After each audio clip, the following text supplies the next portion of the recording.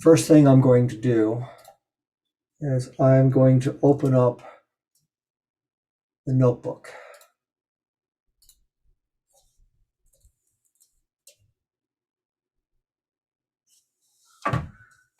I sent to everyone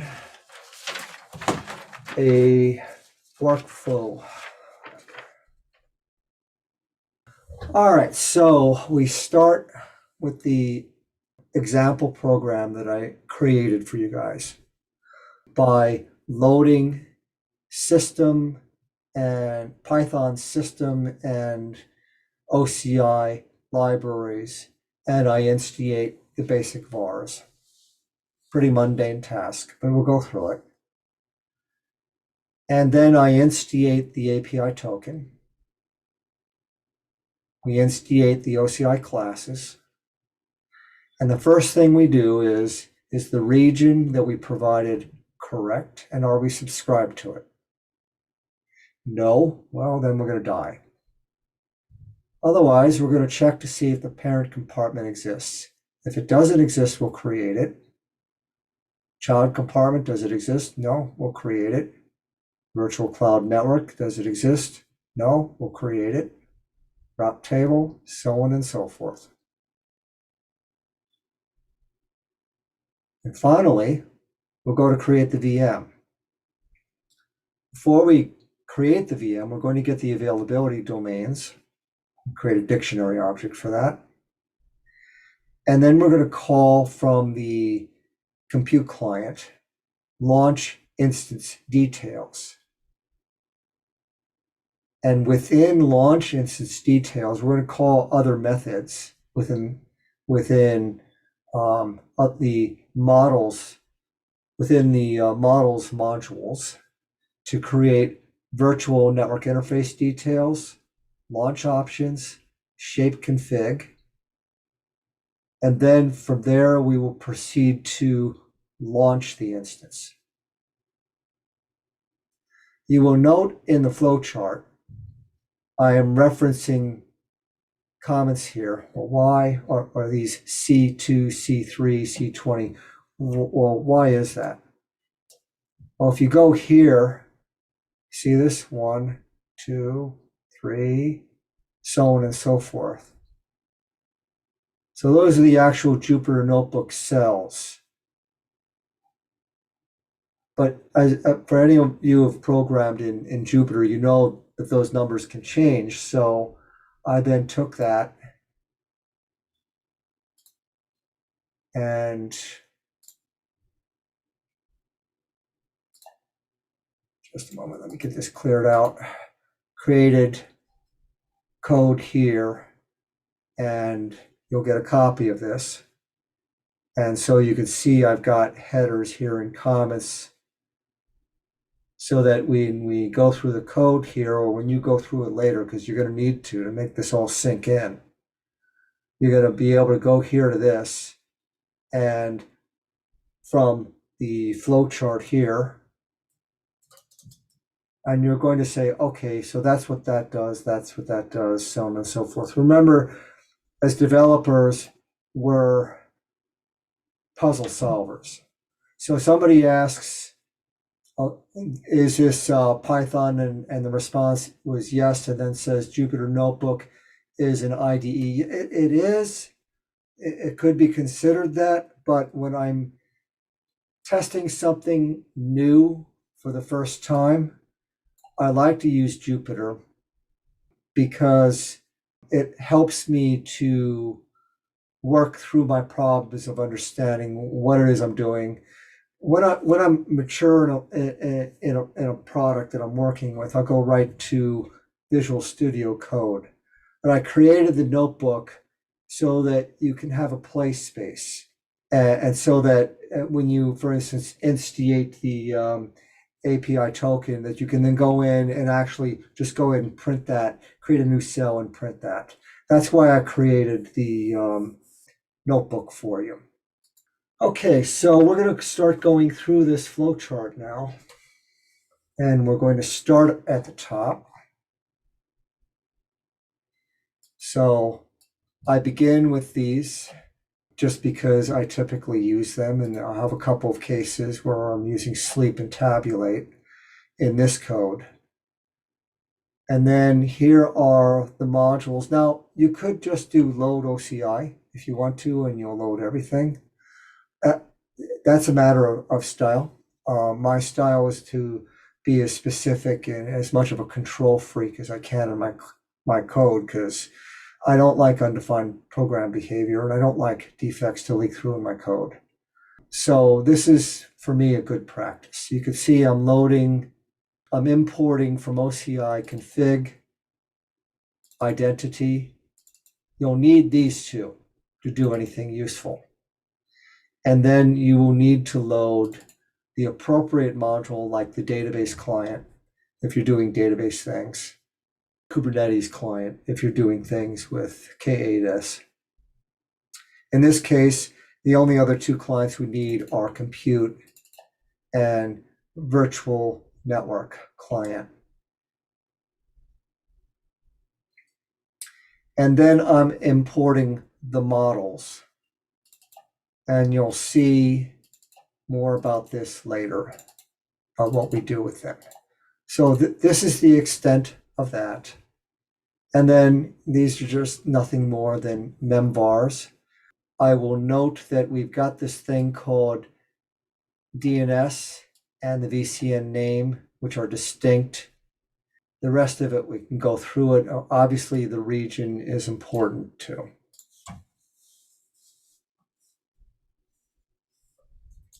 So we're going to drop on down to C20 now. So the first thing that we're going to do is we're going to instiate the API token.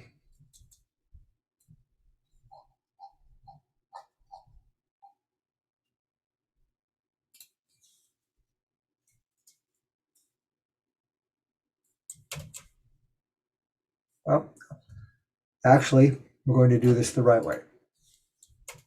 Sorry about that. Forgot to do any of this. We've got to instiate all of this first.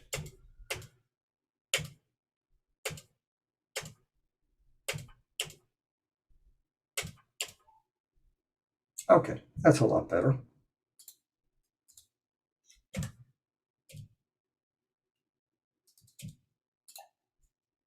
I'm clicking A to add a cell. And now I can just go here and say print config and run that. This is what I mean by using Jupyter-Lab or Jupyter Notebook. And the reason why I like Jupyter-Lab is you get a little more functionality than you do with Notebook. And you can see that we've got a list here, although that, if you didn't know, that could be a dictionary object, but in this case, it truly is a list. And so we can see that here is the user ID, fingerprint, the location of the API key, or say of the key, the tenancy, and the region. If we really wanted to, we could print identity client.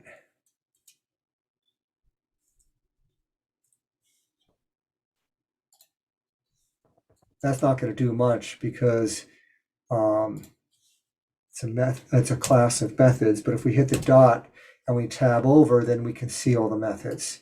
There are different ways to do this, but that's just one way. So if we want to look at, say, identity client, and here we go, list compartments. You see list compartments is right there as an example.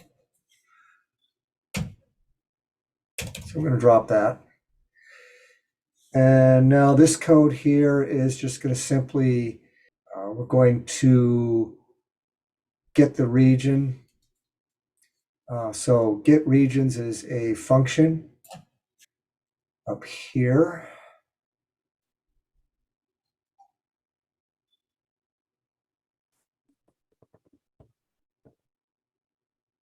Here we go. So get regions, I just pass to it identity client. And then results equals identity client dot list regions. And I call that method called data to return it. And so if we look here, let's go back to the API reference, identity client.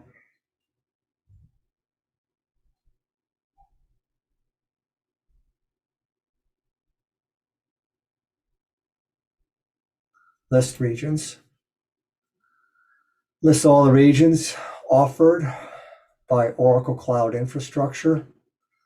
Got the same retry strategy here.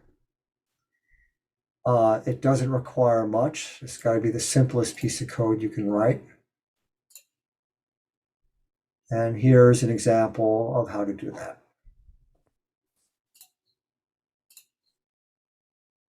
All right, so we're here. Now the next thing we're going to do is we're going to get the compartments. The compartment hierarchy in the Oracle Cloud is an inverted tree. So you've got the root compartment, which is the tenancy ID. Let me show you what I mean by that. We go to identity,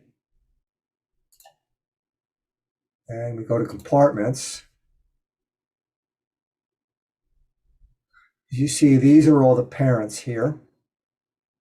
The root compartment is the tenancy OCID. Let's go to the code.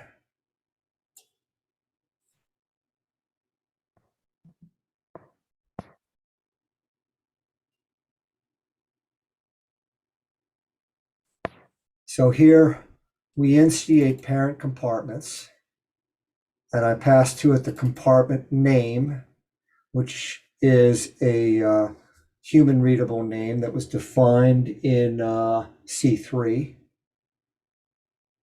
And you see I'm passing to it config. And config, you might recall, was created up here. Config equals config dot from file. And I'm simply going into that list under the object region, and I'm replacing it with region, and region had been passed to it up here. And you can see I've got the parent compartment name, the child compartment name, so on and so forth.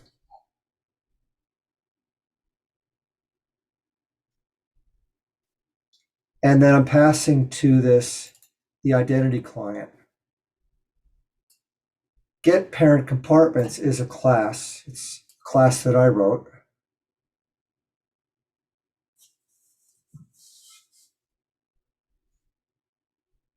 Let me get there. You could do this any number of ways, but this is just the way I chose to do it. I wanted to write a class with methods in it rather than depend on functions for doing some of this stuff. So here we're instantiating the data objects here. And so here I'm saying if we're not 0, then don't do this. Otherwise, results equals identity client, list compartments. Look here.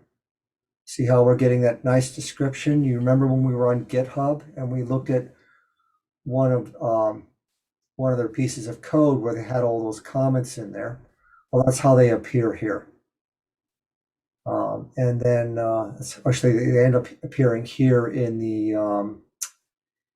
the IDE where you get some of the help that's been documented in there. And here we're saying, okay, so list me all the compartments. That's created results. And then we're just going into a for loop. Now, Here's a thing to be mindful of. An object can be in a state other than the state that you expect it to be in. So you have to account for that in your code. And here we have deleted and deleting, meaning if it's in these states, I don't want to look at them. And then that gets returned. Oh, should I see it? I'm sorry, and then that's the end of that. And this just populates compartments, an object, a list. And then I have some other methods here, including return all parent compartments and return parent compartment. And in the case of return parent compartment, it's just going to return the parent that I'd passed to it when I instantiated this. There could be other ways to write this. So I'm not suggesting the way I wrote it is right for you. Write the code. When you write your own logic, do it what works for you and for what's in accordance with the coding standards for your organization. So we instantiate the object, and then I call the method populate compartments, which is going to go ahead and call that OCI method in the identity client list compartments, and it's going to populate a dictionary object. Actually, it's going to populate a list with its contents being dictionary objects. And then finally, I call return parent compartment. And if that compartment name is found and it's not in a delete or deleting state, it's going to return that dictionary object, and that will become the value for parent compartment. And then we just go into a simple if-then elif nesting here. So if it doesn't exist, then we're going to call a function in this code called add compartment, and we're passing to it the tenancy, the compartment, because there's a parent compartment, and with the when you're creating a parent compartment, then you have to pass to it the tenancy ID, because that's the root, and then create your parent. When you're creating child compartments, you pass the parent compartment ID to it as part of creating the child. So it requires that, and then we provide a compartment name and a compartment description, both of which are required. If we go up to that function,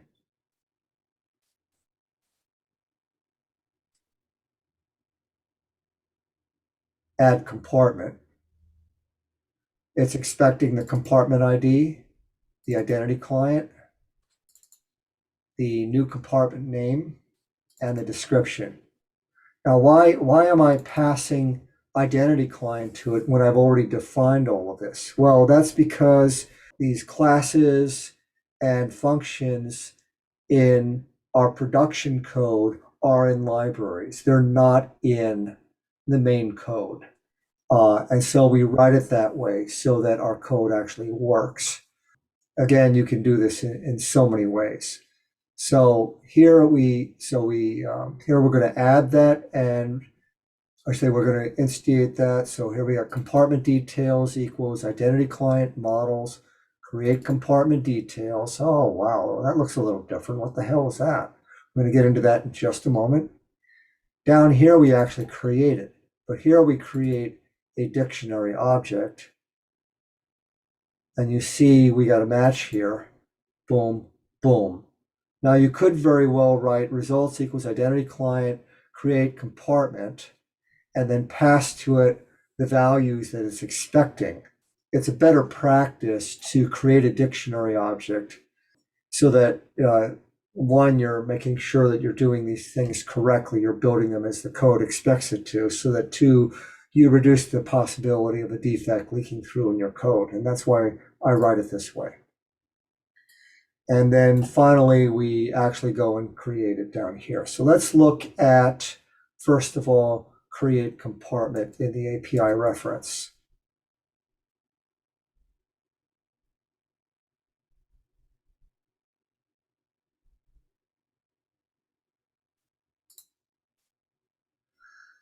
Okay, so yeah, we know it creates a compartment.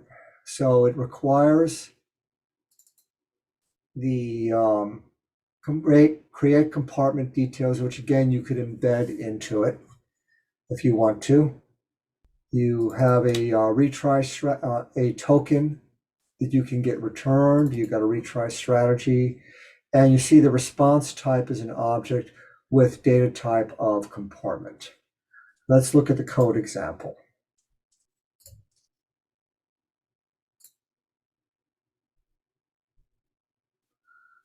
So here, create compartment response equals identity client, create compartment.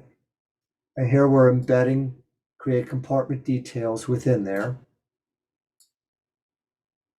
And we're calling something called OCI, identity models, create compartment details. Let's just stop and go to the documentation and look at that.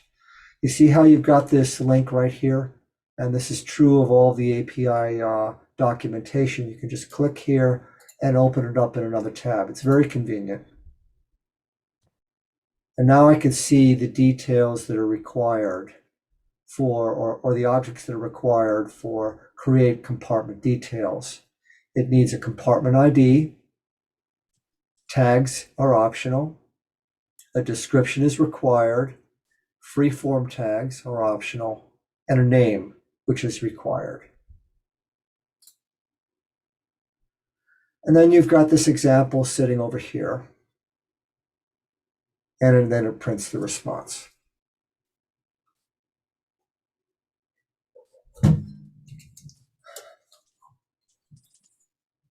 So what we do, this could have very well been embedded in here in this code example.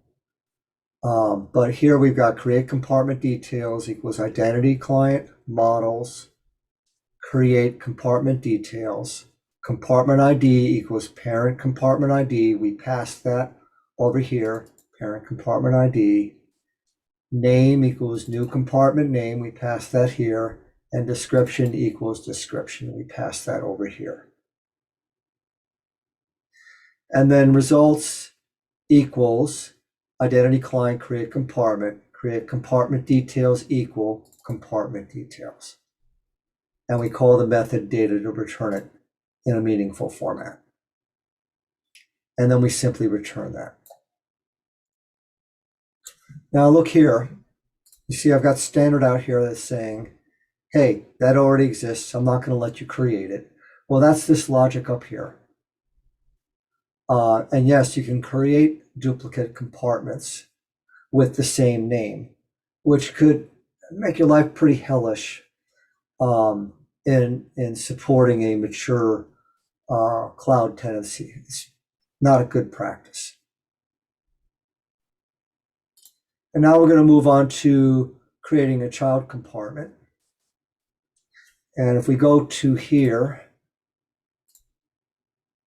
in identity and security and select compartments, so cohesion already existed, but it has no children. Okay, good. So when this code runs,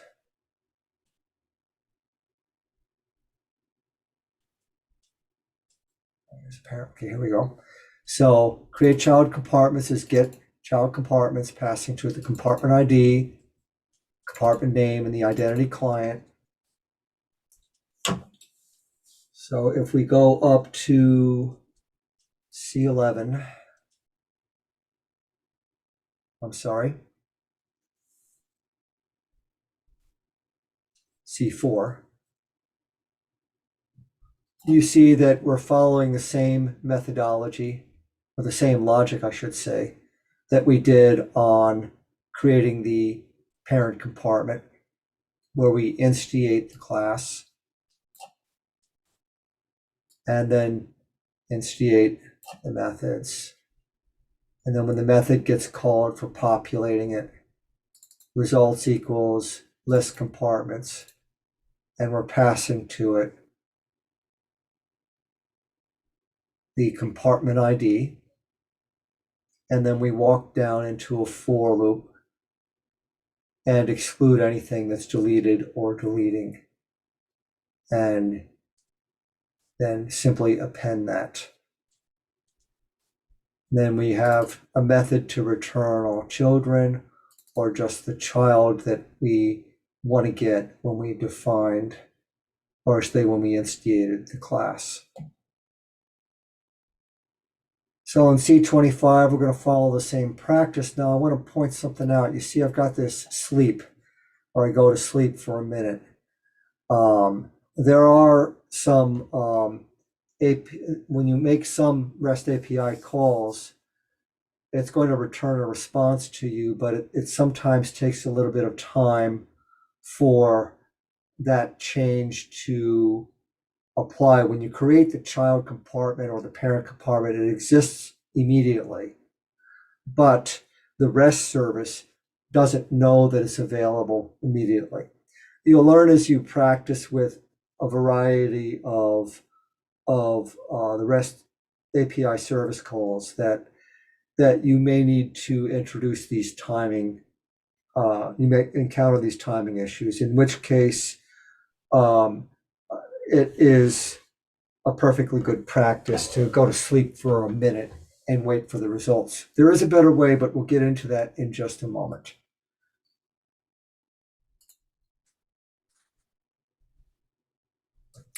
And so we're getting a 60-second wait, but that compartment is already there. But you see, it's not appearing yet. If I didn't have the sleep 60, then you would see the JSON output and you would know for certain that it's already been created. But it just takes a little bit of time to actually appear. And unfortunately, it responds the same way in the REST API service. I'm sorry, it responds the same way in your Jupyter-Lab session or a CLI as it would in the console here, where there's a delay. And that's just the nature of this function. When we talk about identity and other modules, you have two clients. You have the identity client, which is what we're looking at, and then you have the identity client composite operations. And with composite operations, you can actually write your code to wait for the state, meaning you will wait X amount of time for the REST API service to push a response to your code, and it will then return the values. And that's a better way of writing the code than doing a sleep.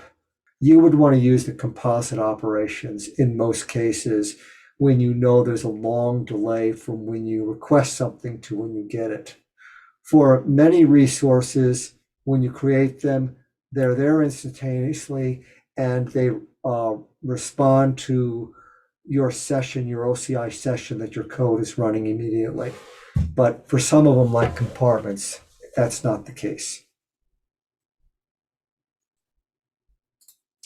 So now we're going to instigate these methods, and we're going to create the virtual network, because the child compartment is here. But you can see that it has no items in it.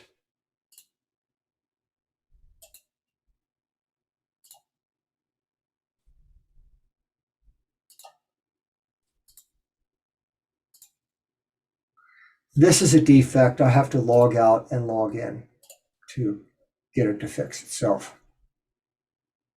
It's not showing the children. Nice defect, huh? Wish they would swat that bug.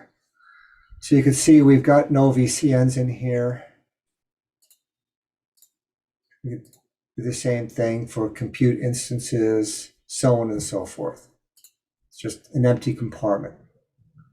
Now, it's notable that compartments span regions. So you need to keep that in mind when you build configurations for doing things like Oracle Data Guard instances for disaster recovery.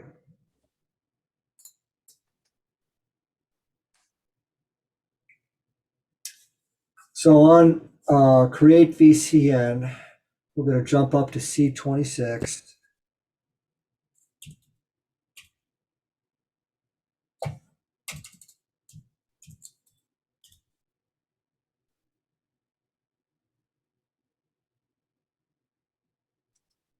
Okay, actually, that's where we are now. So we're going to go to C11. Sorry about that.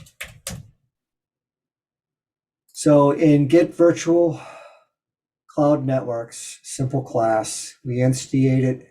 We're passing to it the network client, the compartment ID, and the name of the VCN.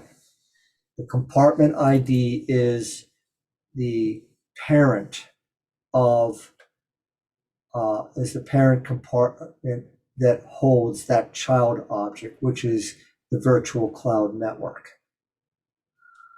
If you don't define a compartment ID, then it's just going to create everything in the root compartment, which is probably not a good practice. I've seen some tenant builds that have been done by some Oracle partners who I won't name, who are based out of India, and everything is hanging off of the root compartment. And I just look at that and I have to shake my head because that's sloppy work. So don't be sloppy about this. Create a compartment hierarchy and have things properly organized. Create your parent compartment, create your children underneath it. As an example would be, you might have a parent compartment for administrative applications, for academic applications. And then underneath academic applications, you could have, say, computer science, education, school of business, so on and so forth. Keep it organized, keep it sensible, but don't overcomplicate it. So we pass to it the network client, the compartment ID, and the VCN name, and then we populate it. Now look here, terminated or terminating. What is that about? Well, when you delete an object in OCI, the stub for that object remains for a period of time. If it's a compartment, whether it's a parent, or say if it's a parent compartment, then that stub remains for quite a while, for whatever the audit retention period is. And the minimum audit retention period is 365 days or 364 days. So what that should tell you is when you create compartments, parent compartments, you shouldn't do it too often. Be certain about what your parent compartment is going to be named and then name it. Because if you want to delete that parent compartment and you've created children under it, when you delete the children are going to be in a terminated state and they're going to be sitting there for a year, which means that you won't be able to delete that parent compartment. It's kind of messy, but that's how they've designed it. I don't know why, because when you delete the actual objects within a compartment like a VCN, they just disappear, they're gone, they don't exist anymore. But when you delete a machine instance, a compute instance, or a database instance, there's a stub that sits around for a little while, typically 24 hours, and then it's gone. So you have to look for those conditions. This is true regardless as to whether you're writing the code in Python or in a declarative language. You have to deal with terminated and terminating objects. You have to deal with objects that could be in a creating state for a long time. You have to deal with objects that could be in a failed state. So I have seen on rare occasions where grid control went down the tubes on a database appliance and it lost all its storage. So the database is still there, the database object, and it's reported as being there. and it's reported, the container is being reported, or the database container object is being reported as an available state, but the database itself, the object for that is being reported in a failed state. And so you have to, when you write your cloud code, whether it's Python or a declarative language, you have to look for the life cycle state of that object. This is very much an Oracle thing. So we've verified that we're not in a terminated or terminated state. And then we append a list with the dictionary object. And then we have the same methods here for returning all or returning just the object, the virtual cloud network that we want to find. And again, by the name, so we're not dealing with LCIDs, which is not a pleasant thing to do.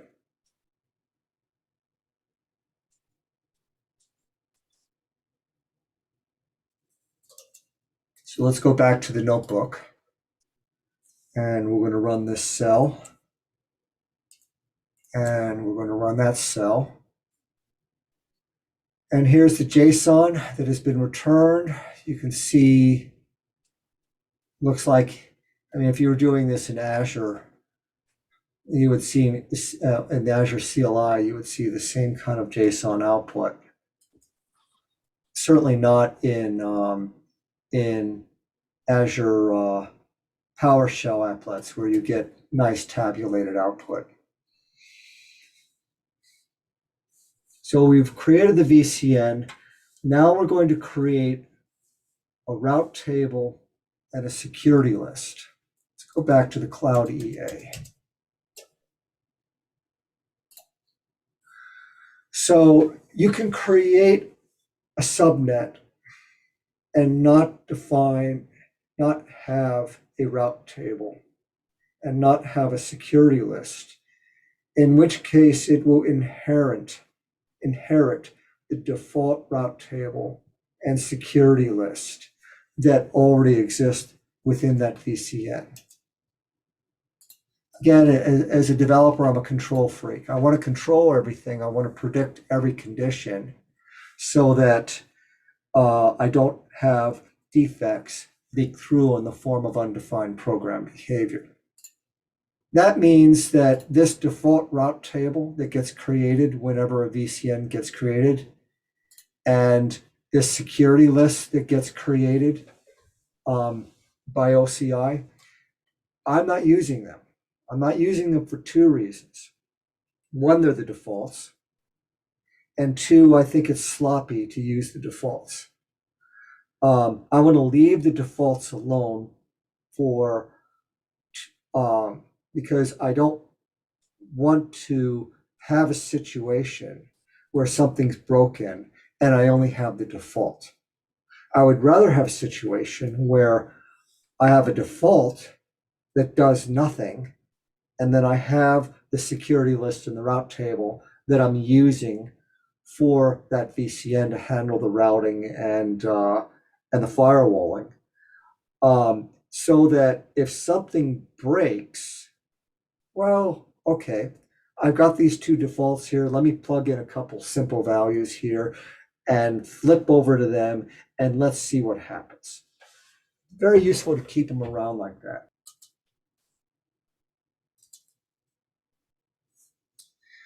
So we're going to follow the same logic. And I don't have to show you the classes because you've seen them already. So we're using the same coding standard when we instiate route tables, when we populate it, and when we return the route table that we want to have. Now we're going to proceed to create the route table. In order to create the route table, we need to have route table details. And here you can see we're just throwing that in over here. and we're going to add that route table. Now I could have done this in the function as well. I'm passing to it network client and the route table details. Why do I have to do that? Because again, it requires that. Let's look at that, create route table. So if we go here to, let's close these two. Now we're going to go to the network client.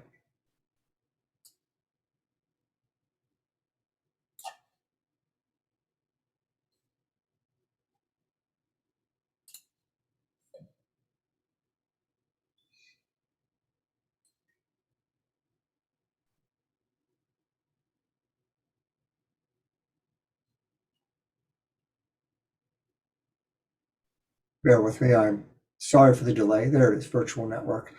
You would think they would put all of it in alphabetical order. Again, the documentation is pretty good, but there are areas they can improve. And we're looking for create. So you see, you even have your NAT gateways, your dynamic router gateways, cross connects to go between tenancies. Sorry, went too far. Create route table. And create route table. Create route table details. Compartment ID at once. Oh, look, it needs a route rule. If it doesn't have a route rule, it's not going to create it. And it wants a VCN ID. Let's go back to that code.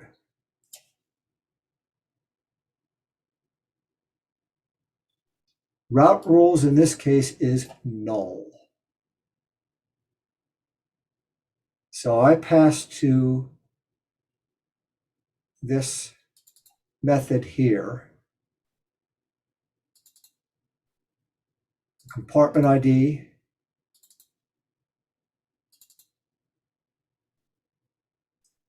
it is the name of it, route rules, which is a null value. Oh, look here, VCN ID. So let's step back and look at this again. So initially we were creating a child compartment and we passed to it the parent compartment.id. Well, what is .id? .id is just a method and it returns the OCID for that parent compartment object. Child compartment.id, again, the exact same thing.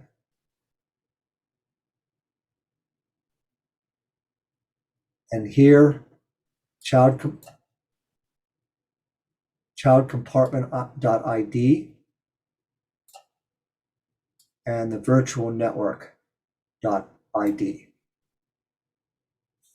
Let's look and see what it looks like in Jupyter Notebook.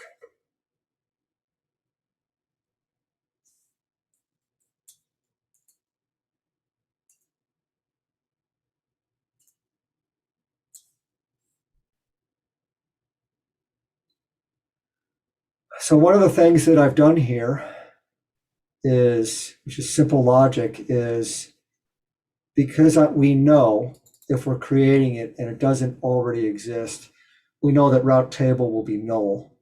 So if route table is none, we're going to create it. And then I set, when it's created successfully, route table now equals results.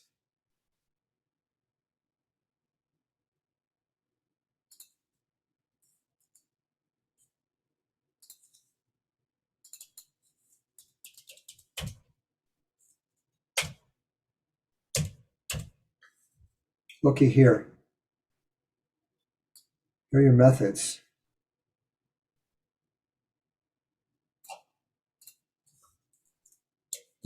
That's its ID.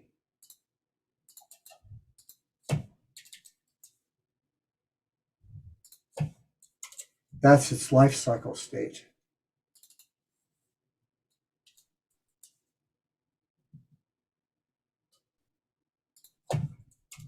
The route tool rules.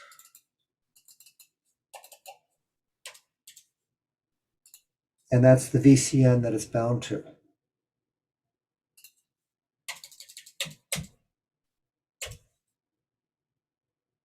And there is the compartment ID that it's a member of. And that compartment ID is equal to, well, let's just do it up here.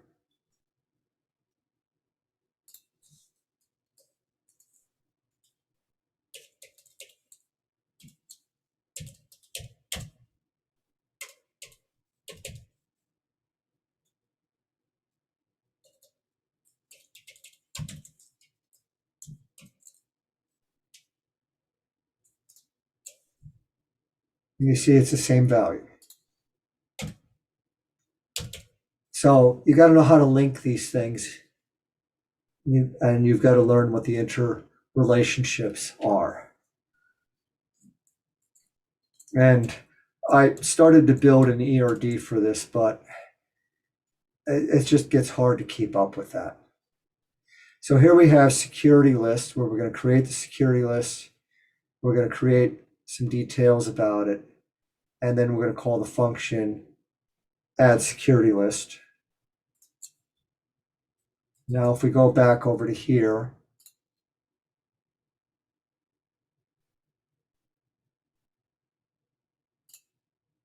there's the route table.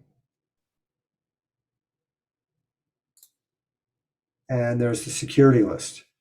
And you see how I've named lab VCN, lab SEC,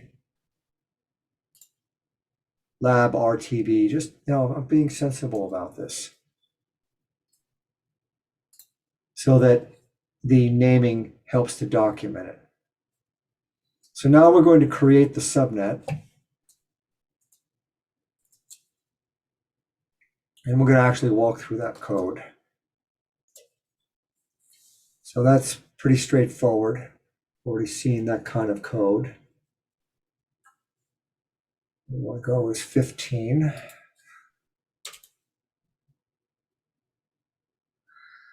We have a lot more detail going on here. So we've been looking so far at pretty simple methods that don't require a lot of data. Now we're going to a method that requires much more data. And let's take a look at create subnet in the API documentation.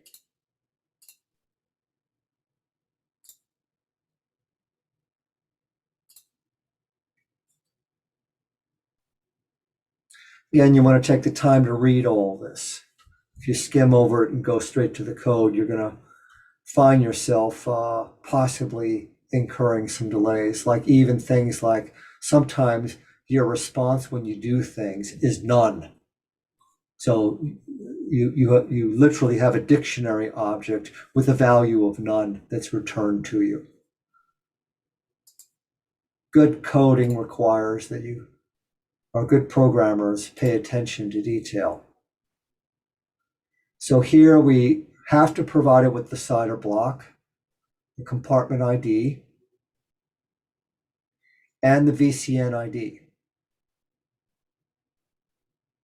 We can optionally provide to it the route table ID, and look at this, the security list IDs. Now this, if we click here, is a list of strings. So if you're only doing one security list and you pass it to it as a string and it's not encapsulated within a list, then you're going to get a wonderful Python error. And so just pay attention to what's going on here.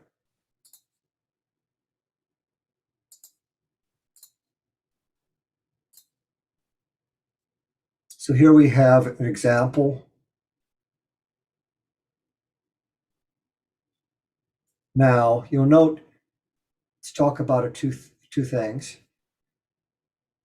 Prohibit public IP addresses on VNIC. The default on that, by the way, is false. And this is a new feature, very new. Prohibit internet ingress. And again, the default on that is false. You don't have to pass these values, but if you don't pass them, then it's going to assume that you want to allow them. Now, just because you say prohibit internet ingress doesn't mean that that traffic is going to be permitted. The opposite is true, because the security list has to permit that. When the security lists are the stateful firewalls that get built within these VCNs. And you've also got network security groups that give you an additional layer of security that can apply to the subnet and or the interface level. Think about what you're doing here is, if your enterprise architecture says, I don't want, this is going to be a database VCN in a database compartment, and I never want something from the internet to talk to that, then that would be a good place to do this. And if your code, and again, Python or declarative, it doesn't matter. The REST API is the REST API. So if you don't define that optional parameter, and somebody later makes a mistake and opens up internet traffic to that VCN and to that subnet, then you may have created some headaches. So you want to be careful about that.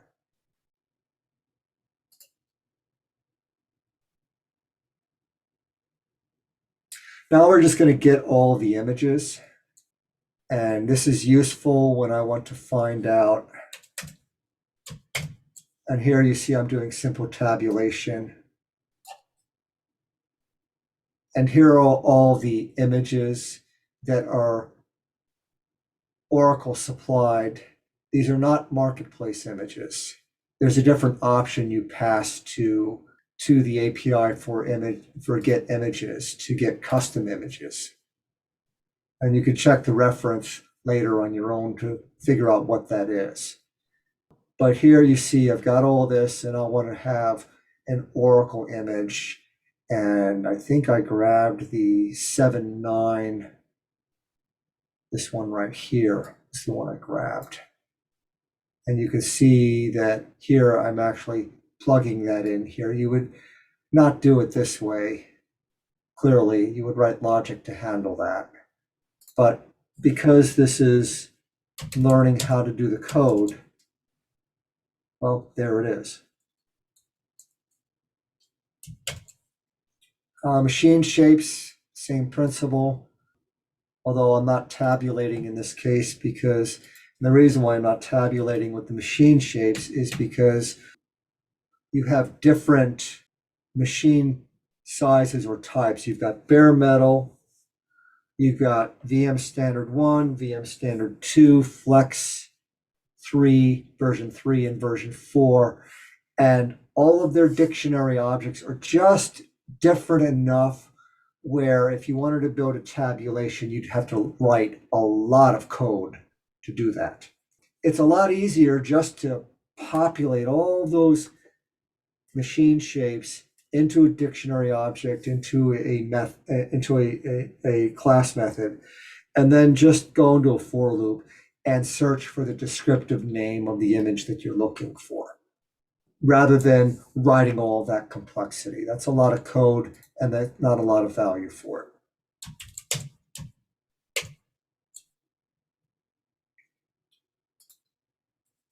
So now we're going to actually get the VM instances, and we're going to get the availability domains. Now, here, within this region, and the region is Ashburn East in this case, there are, like other cloud providers, there are 3 availability domains. In Azure, they're called availability zones. Everybody puts their marketing twist on the names, which basically is I've got 3 data centers. I've got stretched VLANs between the 3 of them so that I can build very resilient applications within the region. I'm going to pay for that in the form of more licensing and more infrastructure spend, but it's something that I'm going to get. And the fact that the VLANs and the subnets and the routing stretches between those regions means that unless I want to constrain a VCN to a particular availability domain, yeah, you could do it if you want to. But unless I want to constrain it, I don't have to worry about those things. All I have to worry about are the compute, the storage, the database, and the Kubernetes objects, and that I'm doing a proper spread between the 3 data centers in the region. We get the availability domains, and we know that there will always be 3, and there'll be 0, 1, and 2. 0 would translate to AD1, so on and so forth. And so then when we pass to launch instance details, the availability domain, in this case, I'm just passing to it 0, which will be AD1. Now, clearly in your code, you're going to do the proper spread of your machines and your database instances so that you're spread across the 3 data centers in the region. But let's look at this because creating a VM has a lot of detail. So this is worth going to the API for. Launch instance. And it is expecting launch instance details. And this all looks pretty much the same. And remember, let's not forget that we also have the compute composite client operations as well, where we can say, okay, I want to do all these things and I want to wait for it to finish before it's done. For instance, on a compute instance, I can say, I want to create, let's see, where was it? Oh, here we go, attach a boot volume. Let's say I'm cloning a machine instance. So I'm doing a DR test and I'm replicating volumes from the primary to the disaster recovery region. Now I've got an Ansible runbook that's going to go out and it's going to look for those cloned replicated volumes.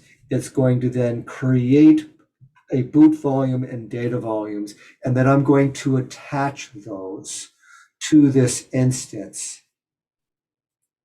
as I launch it.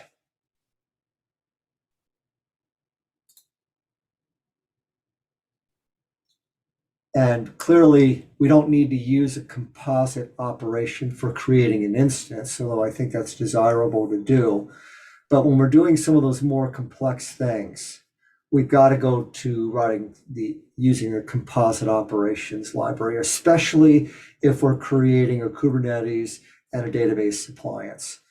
Then we absolutely have to depend on that because we don't want our code to get ahead of the time that it takes for those resources to create.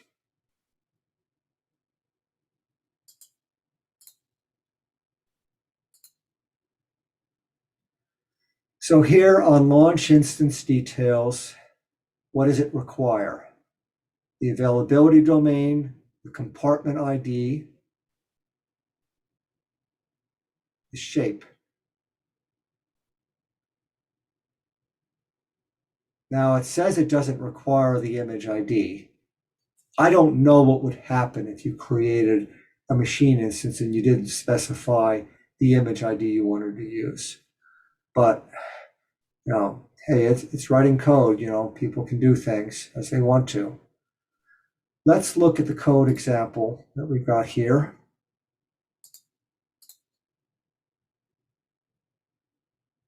And with other cloud providers, you got to pull teeth to get stuff like this. Oracle has really done a great job here. And if you sit here and you study and you play with it in your IDE or your Jupyter-Lab or whatever tool you choose to use, then you can learn pretty well what all of this does. And when you get stuck, and you will, open up a ticket with Oracle, give them your code. I've even put up Jupyter notebooks up there and said, hey, I can't get this to work. Am I doing something wrong, or is it a defect? 9 times out of 10, I'm doing something wrong. And they're very quick to tell me, this is wrong. Here's the right example. And here's the link to that example. When there's been a defect, and I think I'm up to around 25 discovered defects, they provide a workaround usually, and they usually turn around. If it's a major defect, they turn it around really fast, sometimes within 24 hours. But if it's a minor defect, I might have to wait a month or 2 for that fix.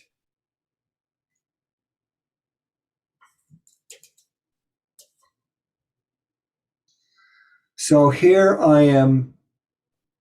I've got the launch instance details, and I'm passing these values, but then I'm passing a dictionary object that is created by create vnic details.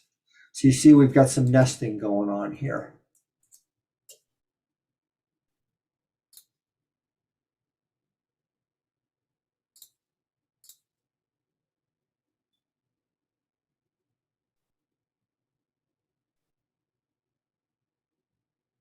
Look here, create vnic details. And it's not required. You may not want that. I certainly wouldn't.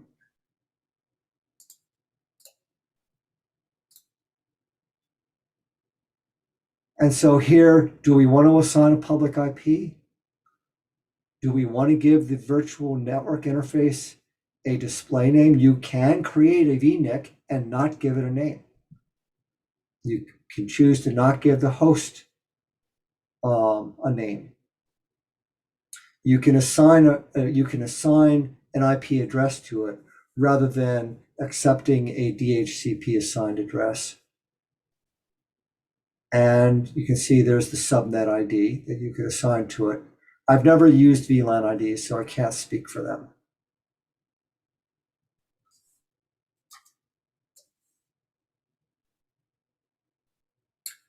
So launch options. The default is iSCSI for the boot volume. And I don't care for that because you've got to go for, unless you need the IO capacity of iSCSI, it makes for more work on the system administration. And if it's a low IO, then paravirtualization is definitely the way to go. And for network type, I've only used paravirtualization. I've never used anything else. Now, shape config, which calls launch instance shape config details, is an example of an object that you use based upon the type of machine shape. Meaning if you're using a standard, a VM standard 1 or a VM standard 2 or an A shape, you don't pass to it a shape config because the machine shape has already defined that. Let me show you what I mean.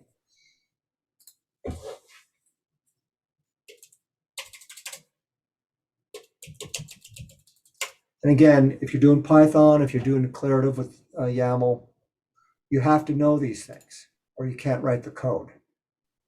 And I say the code is, your code may not run, or you may get unexpected responses from your code. So you see, you got all these here, the flex shapes, which basically you can mix and match a certain number of processors with a variable amount of memory. I really like that because it's very, very flexible. And then you've got bare metal shapes, which require using a different dictionary object and a different method to build those.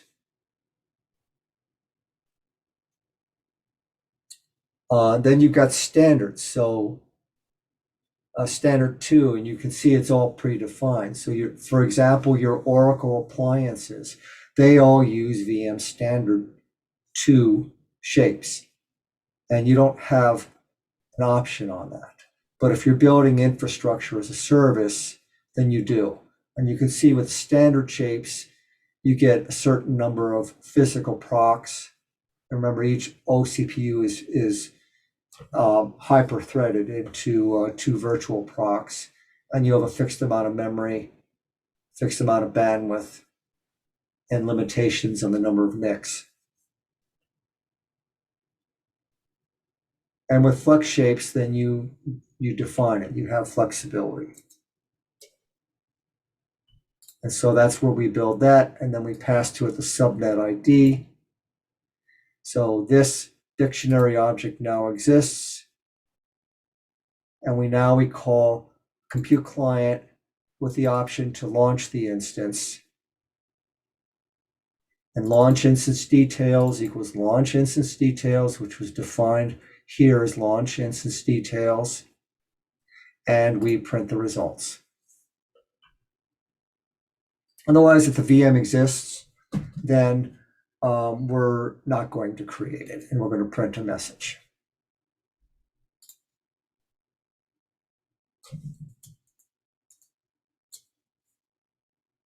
And boom, there it goes. So we can see all the details there. And now if I change the view to instances, I will see that that machine is provisioning out. And it's got a public IP address, and it's got a specific IP address that I wanted administered to the machine at creation time. One more thing to show you, and then we're going to be done, and we're going to go into questions. Covered a great deal of material today. And normally this would be broken up into several days, but we have 3 hours. So you see I'm starting up Docker desktop. Don't need that, so we'll just go to here to CLI.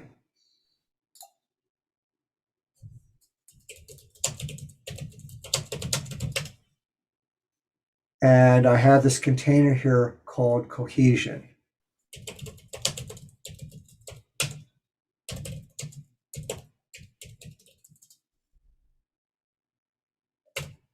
And you can see it's running. For those of you who remember the work Rel was doing, I'm using the same stuff here, except that this container is running on my computer right here.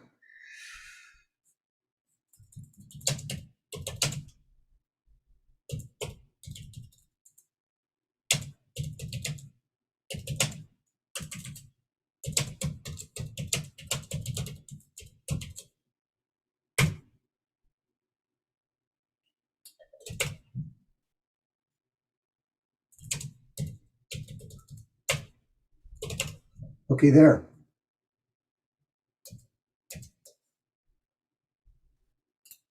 So this file has been saved in DKC OCI master cohesion, and there's the file. And it is presented as within /files in this container. And this is done as a persistent mount.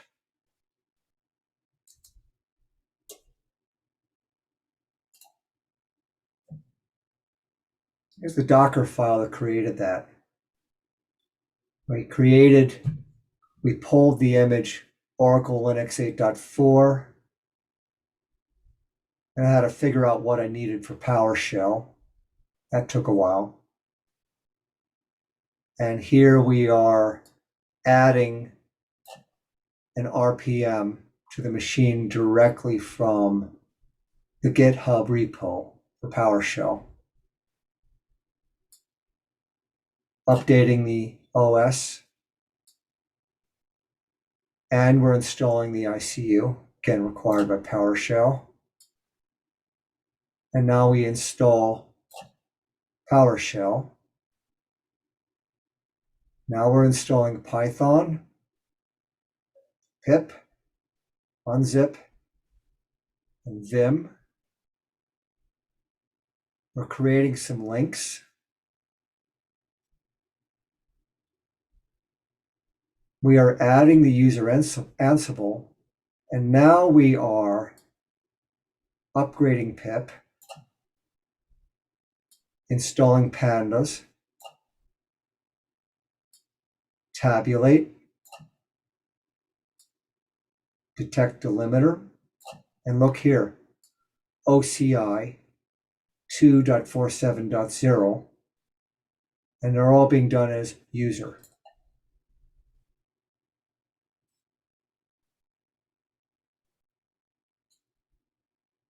Now we're actually running a curl statement to install the OCI client onto the machine. Actually, just the shell script. We do a change mod on that script, and we actually call it with the option accept all defaults. It took me hours to find that. Accept all defaults. And then the last thing, since I like to keep my house clean, is I clear the RPM cache, because you want your container images to be as small as possible.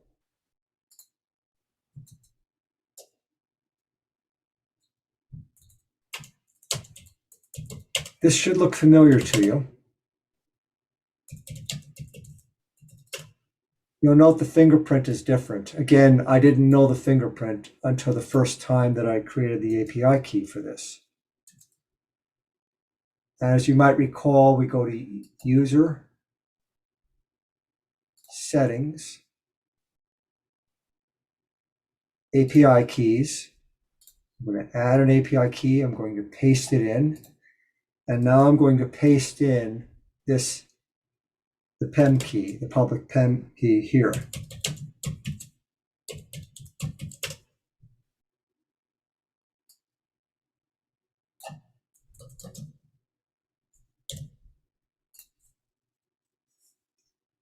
And there it is, and there's the fingerprint. And recall in config,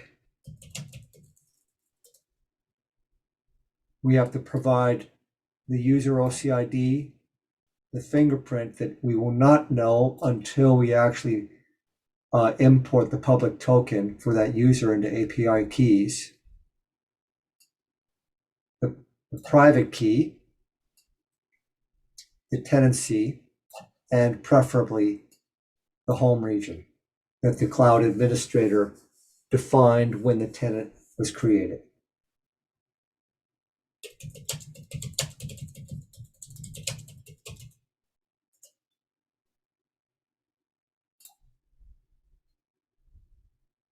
I have a question. API keys are each user? Yes. Furthermore, you will have service accounts out there. And therefore, when you create users, you will also create service users. Like we do a lot of Ansible work, so we'll create a service user called Ansible that is a local OCI user, and it's a user that cannot log in except via the API key.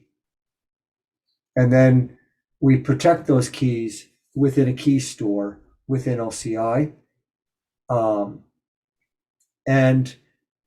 We typically, on a service user, we don't want to use passphrases.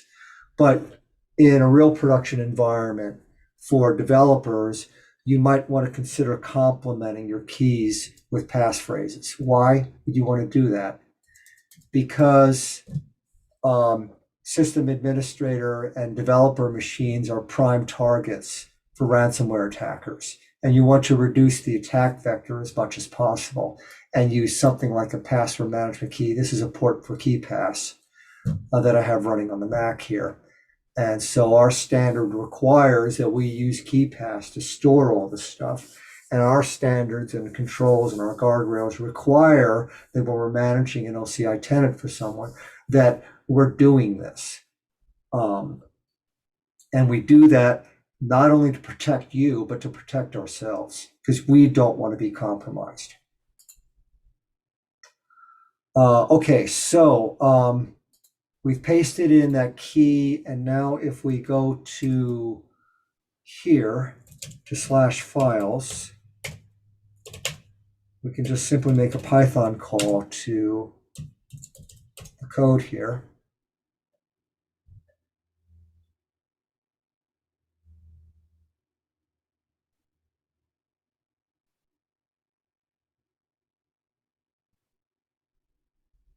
Okay, great. Let's get Cowboy on this. Let's delete some stuff. Remember, I had said earlier, declarative, everything in the right time, in the right place, and some people will say you cannot do that imperatively. Well, I agree to disagree with that statement. Whether or not you want to use imperative in this way is really up to the business, or say the solution that you're developing with your code, the problem you're trying to solve.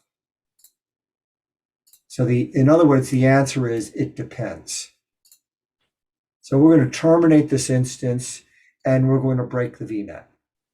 You can imagine what happened. It was quite interesting. But the major cloud providers, they had their house together on that. So let's delete the subnet.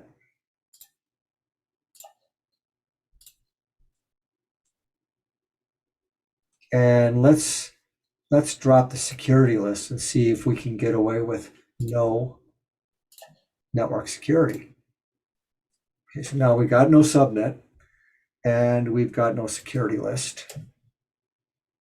And the instance is gone.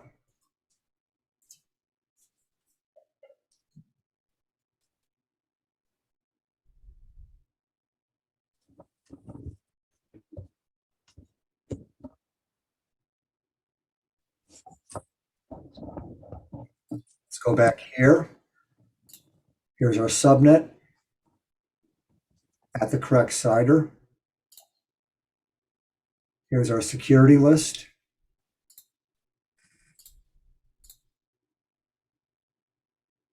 And our machine is provisioning. Now, that could very well be a disposable machine that we build out from a custom image. So you could have, for example, if you really want to hammer down on your cloud costs, you could delete everything but the database and then recreate it. Probably not a good way to work because the compute infrastructure cost in Oracle Cloud is dirt cheap.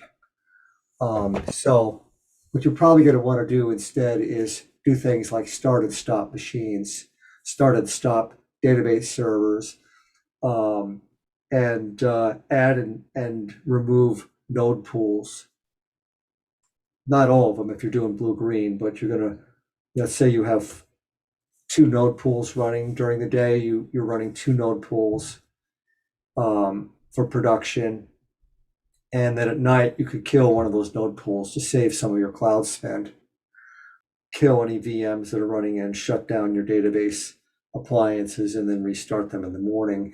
And you could build all of that into an Ansible script that could do all that after the test environment has backed up for the night for those test databases that you want to protect, shut them down, and then shut the other stuff down.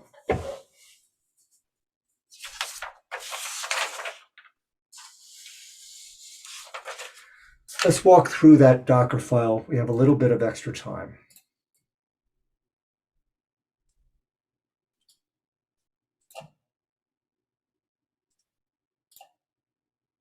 You see, I'm very copious about commenting.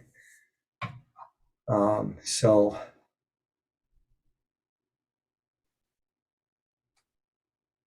here is an example of starting the container instance. And remember, containers are images, which are layered images, which include some kind of a kernel, which could be nothing more than Tomcat. Now, think about this. Just Tomcat? No, because when you actually look at that image on Docker Hub, you'll see that Tomcat actually has some kind of Linux operating system that it is layered on top of. So there's always some kind of an operating system image in there, and which is, of course, just the kernel, unless you pick a larger image, which you can do. So, so we have the kernel, we have any application and any application dependencies and libraries, and then we have the application. And that constitutes the image, and that image runs inside of a kernel namespace. And the term Docker, a container, came from the company Docker when they figured out how to effectively use kernel namespaces. No one had done it effectively on such an incredible scale as they had. Of course, now everybody's doing it or trying to do it. So here you got Docker container run. This could have been on one. This could have been just -dit, which is basically it gives you the interactive terminal. We're giving it a host name. You don't have to do that. Here I'm constraining the memory. This is always my practice. When I build a container image, actually when I launch a container image, I don't want to have a problem of runaway memory. Restart always says that this container will always restart. This will be the name of the container. And here is how I do a bind mount. And you see it's just $PWD in parens, colon, and this is how the bind mount will appear within the container.